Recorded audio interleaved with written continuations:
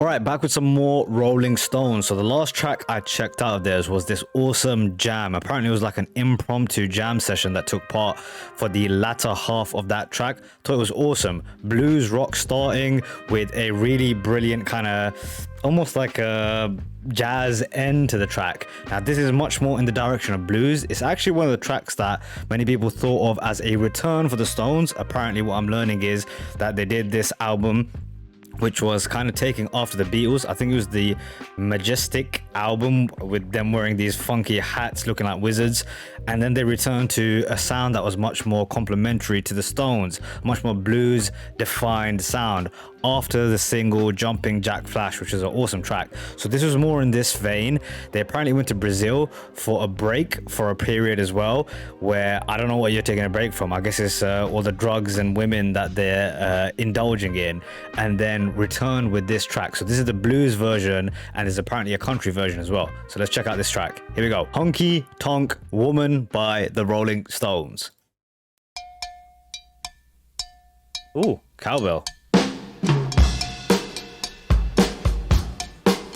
Ooh. Cool beat.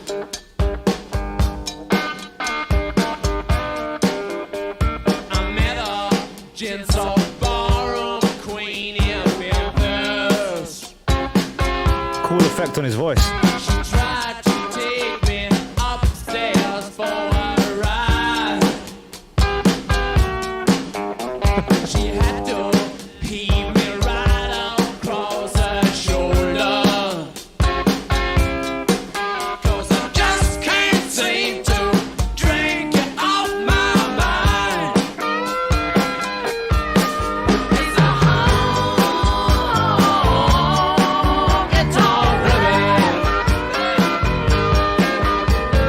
Give me the honky tonk blues. Really interesting rhythmically, man. I like the syncopation on this track. I like the way in which the cowbell interacts with those drums. Great drum beat, and the cowbell sounds off. It was a very strange intro, but I like the way Jagger came in and kind of took control of the track, and really interesting. He seems to be talking about some escapades with ladies of the night, which couldn't be more of a Rolling Stones topic to discuss. The honky tonk blues. I later divorced in New York City. I had to put up some kind of a fight. The lady, then she covered me in roses. She blew my nose and then she blew my mind. I think I know what he means by that. I thought it was a cocaine reference when he said the lady, then she covered me in roses. I don't think he's talking about roses. Then he says she blew my nose, which was another hint that he's probably talking about some other activities that are taking place, some degenerate activity. She blew my nose and then she blew my mind. I laid a D4C in New York City. Interesting. So he's not even talking about a prostitute in this sense, right? He's just literally speaking about him sleeping around with a woman who's just broken up with her man. More of the Stones, I guess. It's a honky tonk woman. Give me the honky tonk blues. All right.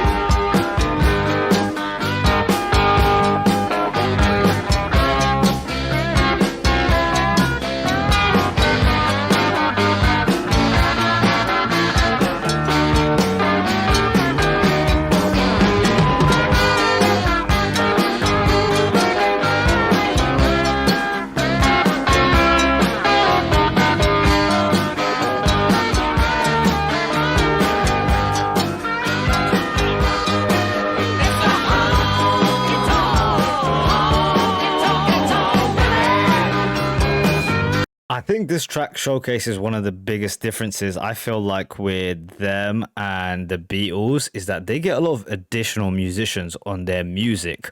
So I'm looking at the personnel list, and obviously from the sounds in the music, you can hear it. They got pianos. Obviously, the cowbell is quite obvious from the start, but the saxes come on. You got backing vocals apparently from a girl who comes in as well, and I really love that aspect about the Rolling Stones. They'll get on a bunch of different musicians. Last time it was a guy called Bobby Keys, I think he was, on the saxophone. I love that about this band.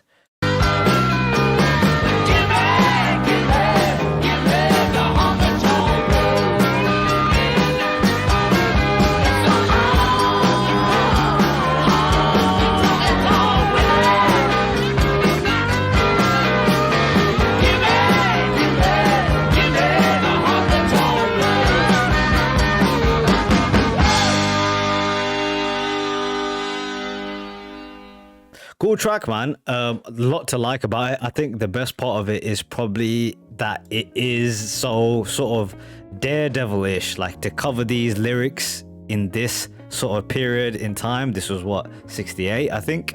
Talking about sleeping around and being with ladies of the night and probably using illicit materials as well, is I think what is so great about them, is especially because it was, I think, a move back to their roots and their sounds that they should have stayed with, apparently, from that Majestic Majesties or whatever the album was that people didn't really like. They felt like they was copying the Beatles.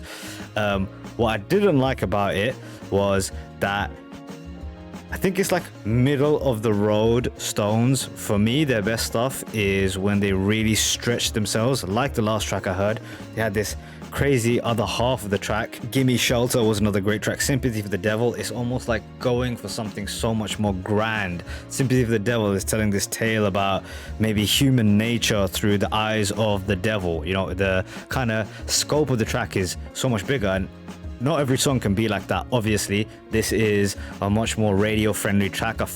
It's made and designed to be like that, which is cool.